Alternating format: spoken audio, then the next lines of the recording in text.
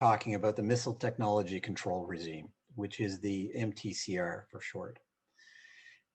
The problem we've got is that, as it says here, launch vehicles are very difficult to be separated from actual weapons. So ballistic missiles, for instance. The definition that's used in MTCR is anything that can deliver a payload of 500 kilograms to 300 kilometers is considered a missile and falls under the MTCR rules. So think of anything that you want to put in orbit. That vehicle is going to have the capability of obviously flying greater than 300 kilometers and will probably be lifting more than 500 kilograms or have the capability of lifting more than 500 kilograms. And that's a key point. It doesn't have to be lifting more than 500 kilograms. It just has the capability of doing that.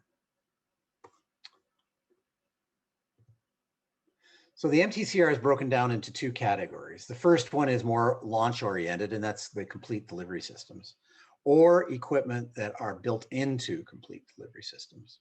So rocket engines, the entire vehicle would all be considered category one.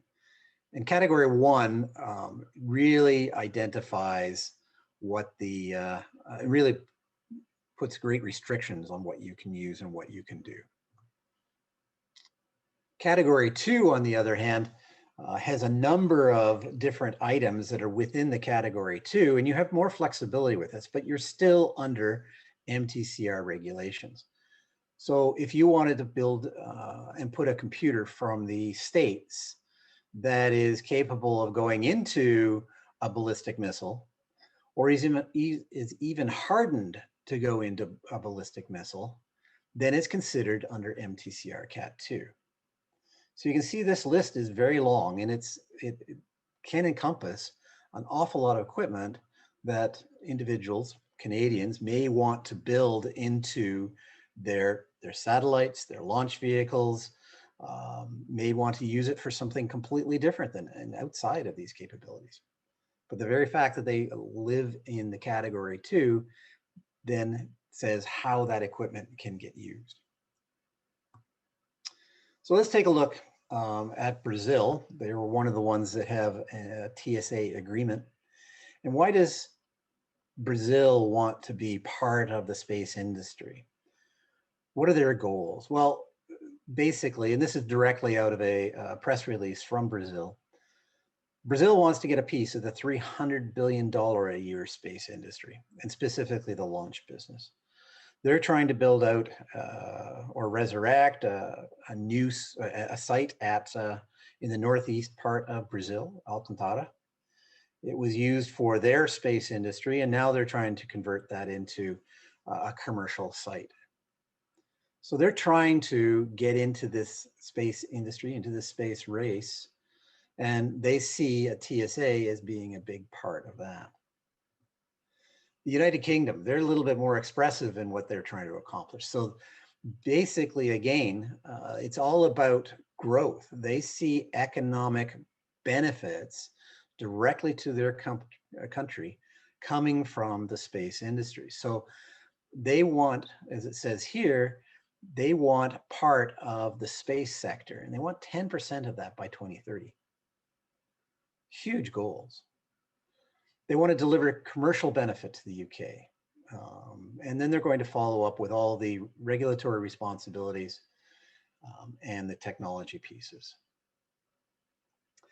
All of the countries that have signed a TSA are also part of the MTCR, which its goal is to prevent proliferation of the technology to rogue countries, essentially. So within this entire framework is the concept that we're trying to stop technology from going to rogue countries.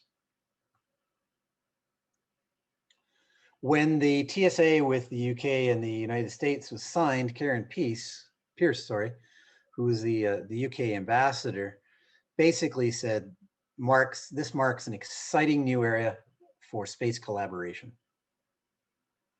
This agreement will generate further growth and prosperity for both our countries.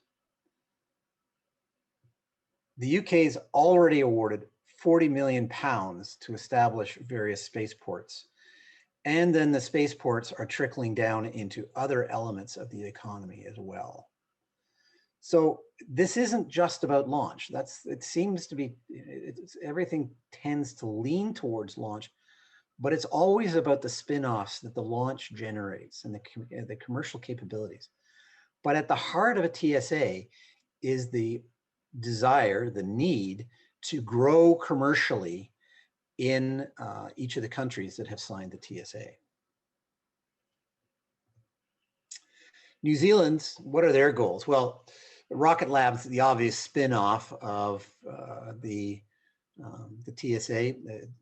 New Zealand was the first to sign a TSA of the three that I'm talking about with the United States. And so Rocket Lab was able to develop and continue to expand its operations in New Zealand. So need I say any more? The spin-offs have been incredibly obvious in the New Zealand economy.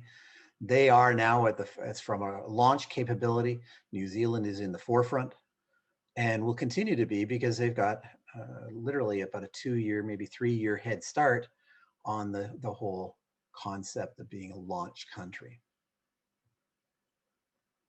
So what is the structure of a TSA? And what we'll find as we go through this comparative analysis is that it's very similar because it's driven by the United States. So they will try to negotiate these TSAs in pretty much the same way with every country that they're involved in. So there are 10 articles, you see them here, and they again are focused on the launch capability, but remember that everything that happens with launch has its spin-offs into other capabilities. So if you're building a satellite and you want to put it on top of a vehicle, then you still fall under the TSA agreements, say in the UK. So Article 1, basically it says just the motherhood and apple pie statement, wants to preclude unauthorized access to or transfer of US original technologies. So again, the focus is on the technologies coming out of the States and they're trying to control that as it goes through. What legal document would be the same without a definition section? There's two key ones that I want to talk about as far as segregation of equipment, and that's the segregated or restricted area and the controlled area. Only US participants are allowed into the segregated or restricted area. So when the technology that is using American technology, a satellite, a launch vehicle, anything that has US restricted equipment in it must go to the segregated area. And it's only US participants that are then allowed to work in that segregated area. National participants, UK, New Zealand, Brazil, can go into the controlled areas, but again, that's more for the working with everything around and not on the US protected equipment. Here's a really important definition. This is why I say that a TSA is really important for Canada to start working with the United States on ratifying or even agreeing to. A foreign spacecraft means any payloads, spacecraft, et cetera, spacecraft components, including satellites, groups of satellites, subsystems, and satellite components. Now, this happened to be quoted from the New Zealand document. So it's imported into New Zealand from a country other than the United States, so Canada, for instance, and used to conduct launch activities. So again, if Canada were to develop a satellite that uses any US technology that would fall under MTCR or under the TSA agreements, we would be considered a foreign spacecraft and would fall under these TSA regulations for New Zealand or for Brazil or the United Kingdom. So again, it's not just about launch. This encompasses an incredible amount of the space technology that we want to work on as Canadians. Let's take a look at some of the different provisions. Now, there is an awful lot of information that I've been able to pull together here. Hussein has agreed that we will distribute this presentation in its entirety to anybody who wants it. And so Hussein will go over the details of how to pull that down later. But the fact of the matter is there's a lot of information here. I'm only going to highlight the key differences between the agreements there. But I also want to emphasize right at the beginning, before we go too deeply into this, that there are an incredible number of similarities, and even the differences are relatively small. So creating a template for an agreement with the United States by Canada, for instance, is relatively easy. So in the first case, general provisions, New Zealand says they're not going to use, they're not going to develop or acquire any technology at the MTCR Cat 1. Britain, on the other side, said that they won't use funds from the launches to develop their own rocket or unmanned systems. Brazil sits somewhere in between, and they're saying that they won't use funds to develop any MTCR Category 1 systems. So slightly different meaning, or slightly different wording, but completely different meaning. So you can imagine in Britain, you're not going to use any funds from the launches to develop rockets or unmanned. It's completely restricted. Now that doesn't stop them from doing that, but they just can't use the funds that were used in the launch process. So you can see that there's a number of line items that are completely generic across all of them. US intends to approve export license. The national government intends to approve export licenses. It's interesting though, in the case of New Zealand and the UK, each of them intend to approve the launch. Brazil says nothing about whether it intends to do the launch or not, or to agree to it. And then the launch control and custody arrangements are specific to the other agreements. Brazil somehow got away without those clauses. When it comes to control of the US launch vehicles, spacecraft, related equipment, and technical data, again, that was exactly what I talked about before. Basically, it's completely consistent across all of the agreements that are studied here. So US participants have access to the segregated and control areas, as I mentioned. All persons must adhere to this agreement. The government ensures continuity of licenses, and the government must notify the US of suspended or revoked licenses. So very key again is that the US, it's a very US-centric agreement, and it's all about what their technology is going to go into and how it's going to be used. Disclosure and use. So any US participants can't release any technical details to anybody else. It says national participants in the agreement, but the implication is also nobody else. You can't retransfer the technology. So I can't take a satellite that I've built with US technology into the UK and then have it launched for the Ukraine. None of that is allowed. And in Brazil, it gets a little, they get a little more specific. They don't want any US launch vehicles on their territory that contain any harmful substances, particularly radioactive materials. And they go one step further, which is really interesting that neither of the others requested it. The US is capable of launching into any orbital parameter and function for the vehicle in the UK and New Zealand, whereas Brazil has specifically said, we want to know where it's going and what it's doing. I found that really interesting that Brazil, of all countries, would be able to get away with it. And congratulations to them, so that they can actually understand what their national assets are being used for. They also went one step further, and they said that they would safeguard military information, whereas the other two removed the word military, and now all information in those two countries are under classification. Again, you can see that there's pretty good consistency in the access controls. So who gets to go where? In Britain's case, the UK authorities have access to the segregated areas under certain restrictions. Brazil, I found really interesting, specifically called out the fact that police and firefighters can get into the segregated areas to perform their duties. In other words, if there's a fire in the segregated area was being fueled, and suddenly there's a fire in the on the launch pad. Britain and New Zealand technically just have to stand back and watch it. At least Brazil said the firefighters can go in and fight the blaze.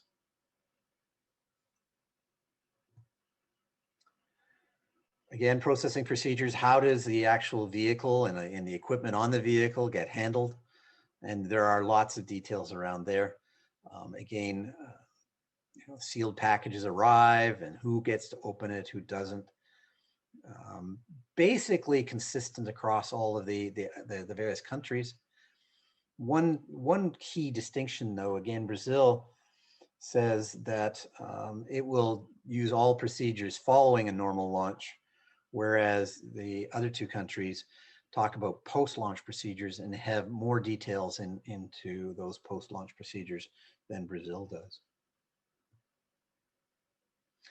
All of the Article 8 are shared by the three countries, and so they all talk about how they're going to handle launch delay, launch cancellation, anomalies, and failures, so that US equipment, again, is protected after these conditions occur. The next three sections, 9 and 10, or next two sections, I guess, are completely the same across all of them.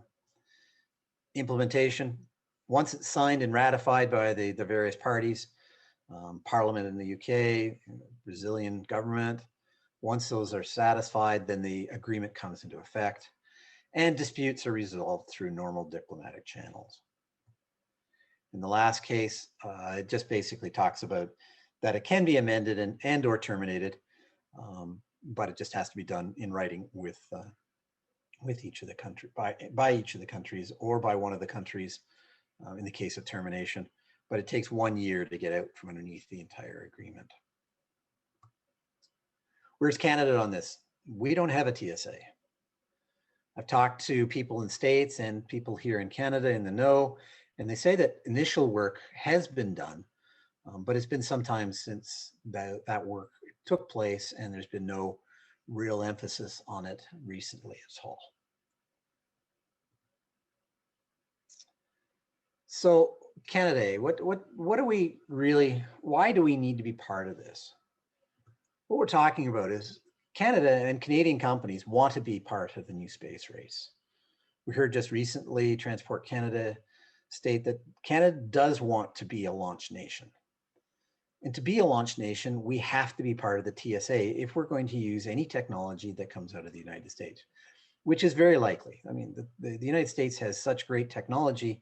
They've had a head start on it by decades. And so they've got a lot of technology that we can incorporate with our own new technology, and we can enter into that new space race.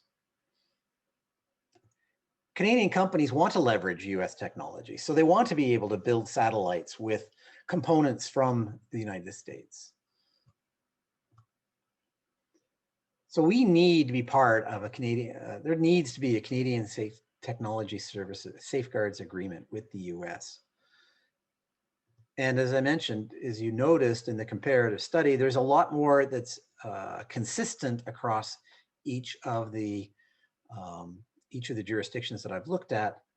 And so that means that we can create basically a template from those agreements that we could take then now to the US and get relatively quick turnaround on the TSA.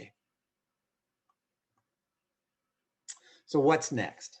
Well, we need to get Canada on board with the Canadian government on board with this concept. And so that means we need to start bringing this up with the Canadian government at various levels and talking with them about the need for a technology safeguard agreement with the United States. And so I'm suggesting that we try to form a consistent voice. We start here.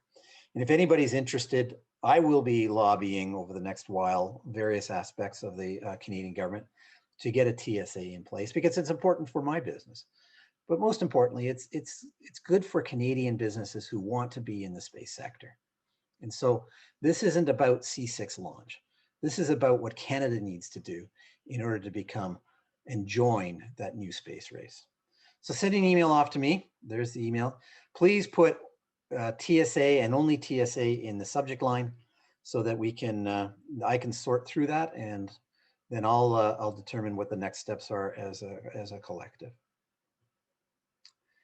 So I've got a few minutes left. I'm amazed that I got through all of that in the time that we had, but I noticed there are some elements in the chat session. So let me see if I can bring that up on this side. Yes, Richard, great presentation. I think people are very, very interested in learning more and obviously sharing more. Kevin in the chat section is asking, how would a Canadian TSA apply to companies that do not build them in Canada? They buy them from a foreign manufacturer, and this typically happens in satellite and SATCOM industry. Well, if you're using any US technology, then you would have to, we would have to have a TSA in place to fall under that regime. Because without the TSA, it's very difficult to bring any of that US technology into Canada because there's no framework for it. If we buy components strictly from foreign sources, a lot of those countries have also signed on to the TSAs, but they've also signed on to the MTCR, and the MTCR has restrictions on some of that equipment as well. So for instance, if you were to get if someone were to buy equipment from Canada to take outside of this country, then because Canada was actually one of the founding signatories to the MTCR, we would also fall under those same rules. So the TSA gives us a framework on which to build with this equipment under the MTCR rules and put it onto a launch. So for instance, if we wanted to launch here in Canada, as Transport Canada said, we want to be a launch nation, then all that equipment would be falling under MTCR and TSA agreements. Excellent. And I've got one more question because of the time that we have here. Who does TSA benefit most? ITAR led to quote unquote ITAR free? Does the rest of the world need TSA as much today? Well, the simple answer, who does it benefit the most, is the United States, because it encourages people to use their technology, and it also encourages people the US to be involved in any launch that their equipment is involved in. So the real beneficiary is the United States. But beyond that, within the TSA regimes, as I say, the TSA is targeted towards the launch, the spaceports themselves. But because of all the spin-offs from it, it's difficult to say who ultimately would be the beneficiaries of that. In my own case, we've been talking with Shetland and others, and we've been looking at US technology as well as others. And so from our perspective, because the equipment that we're looking at would fall under MTCR and therefore under TSAs, it makes it easier for us to go to countries that have TSAs in place. And so Absolutely. It benefits us as a country that wants to use US technology, and it is actually an enabling device for people to go to various launch sites. So if we really want to be a launch nation and have other countries come to us, then we need to be able to get a TSA in place.